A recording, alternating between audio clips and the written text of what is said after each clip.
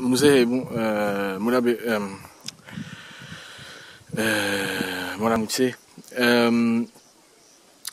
donc le jour de la grande attaque, vous étiez donc sur cette colline de Guititi, c'est ça? Ok. Bon, il a dit oui. Alors, alors on va parler de cette attaque. Alors,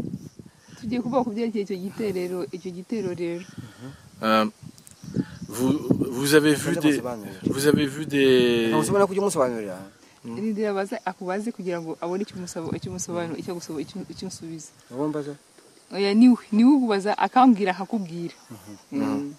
donc vous avez vu des assaillants un peu particuliers le jour de cette grande attaque. Vous les avez vus, ils étaient où en fait? Ati mwarabonye abateraga bari batasana badasanzwe nkaho musanzwe mubona ati mwarabonye hehe? None hariya hari imbunda hariya ku Kanyinya noneho ariko iyo mbunda yaraturutse mu Faransa ariko kandi nanone wari uyishikiye ari Ruzindana noneho akaba yapataniye ibisesero ukazayimara. En fait, ce que je dois vous dire, il y avait les gens, les attaquants, c'était pas ça important. Sur la colline de Kanyinya, là tout près de Mungala, il y avait un gros fusil qui était posté là. Mais que ce soit les Blancs, les Français ou les autres, le terrible ou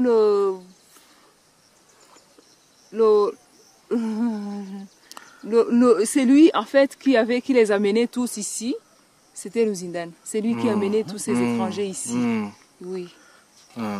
Et donc les Français, enfin ou les Blancs, ils les voient donc de là-bas là, comme on voit les gens là-bas là.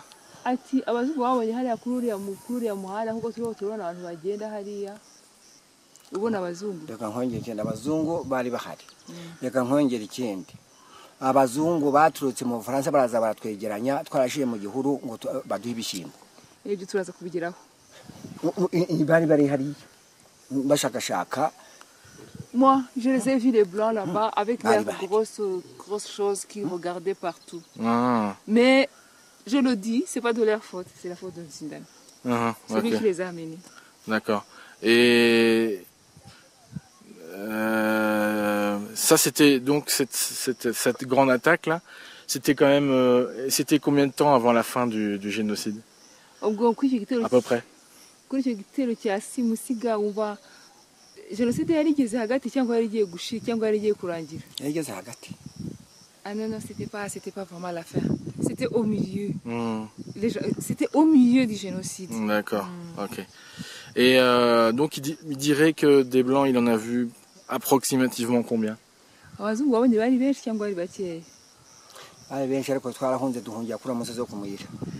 crois que je me rappelle qu'ils étaient beaucoup. Ils étaient beaucoup, mais on est parti en courage, on est allé sur la colline de Mouira. C'est d'ailleurs là où ils nous ont exterminés. Et il dirait qu'il les a vus plutôt vers quelle heure?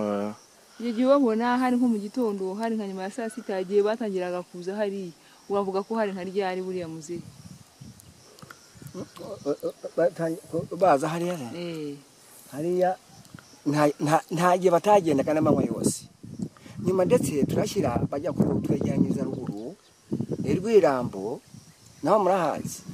Il dit, moi je crois que c'était tard dans la matinée, la journée tard dans la matinée, mais pas très tôt.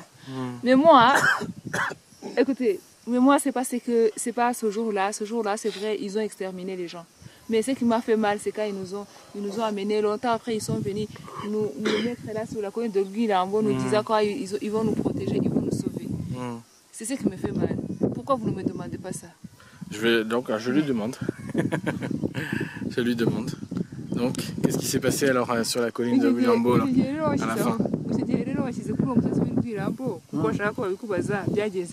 Noneho rero ubwo intambara intambara yari isise nk'icogoye noneho abafaransa noneho bavuga ko batubera inshuti atari inshuti bajya kutwegera inzira ngo baduhe udushimbo ariko ubundi twararangiye kurimbuka no turakaraka twari dusigaye ubwo rero noneho bakajya batuzana udushimbo noneho ariko kari bari kuduteganya n'ubundi ngo bazatumare nyuma sinzi rero ukuntu bumvise inkotanyi nibwo batujyanaga mu Bugesera turajabuka nicyo cyaturokoye n'ubundi twaye gushira.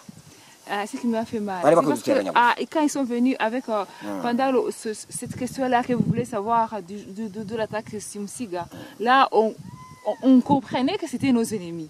Mais après, ils sont venus, ils se sont passés pour nos amis. Ils nous ont dit qu'ils allaient nous protéger, qu'ils allaient nous donner à manger, qu'ils ont compris notre peine. Alors qu'ils nous mentaient. C'est là où même le reste, le très peu des gens qui avaient resté sont morts après leur départ. Et après, ils sont venus, ils nous ont amenés à Bugesera. Voilà ce qui m'a fait mal. C'est parce que les Français ont su nous mentir. Ils nous ont menti. Ils nous ont menti, ils nous ont dit nous avons changé, aujourd'hui nous sommes vos amis. Alors que c'était une façon de nous tuer encore plus. C'est ce qui m'a fait mal. C'est ce que je voulais vous dire. C'est ce que je voulais que tout le monde sache. Ouais, d'accord, je comprends très bien. Alors, il dit, mais Bugesera, c'est pas... Mu Bugesera twagiyeyo ariko twajyanyweyo baraje bagize ubwoba baradukambitse hariya bazi umunsi bazatumara bagiye kumva babona inkotanyi zigeze hafi ngo none muze tubahungishe muve mu nzira ngo batujyane mu Bugesera tujye kureba icyo turya tujyayo nanjye nagiyeyo twajyanywe nabo mwagiye mu Bugesera ntabwo mwagiye hahandi bavuga ngo ni Irambura hose twarahageze n'Irambura no mu Bugesera n'Ikivumu nari mpari ariko twese ariko tuvuye hariya aho twadukambitse. Attends, laisse-moi traduire d'abord, oui, vas-y. Je lui dis, vous avez été à Bugesera, c'est pas plutôt à Rambura? Dit non, Rambura on a été mais après Bugesera. Ah oui, après, oui, d'accord. Après Bugesera, on a passé par Bugesera d'abord et puis on est venu à Rambura. Mais les Blancs ils se sont arrêtés à Rambura, après c'était le FPR, non? Hanyuma se mugeze Rambura ntabwo mwongeye kubona abazungu mwagumanye n'inkotanyi icyo gihe? Kabanye n'inkotanyi ntabwo twagiye kubona twanariye turahaga. Heureusement, quand nous sommes arrivés à Rambura, nous avons rencontré les gens qui nous aimaient. On a rencontré le FPR. On a même mangé. Là, on a même vraiment mangé. Et puis, non, vraiment, on avait perdu tout le monde. On était heureux. On était vraiment heureux. On était heureux. On était heureux. Il est marrant. Il est vraiment très marrant. Là, vraiment, c'était la fin de... Ok, muna koze cyane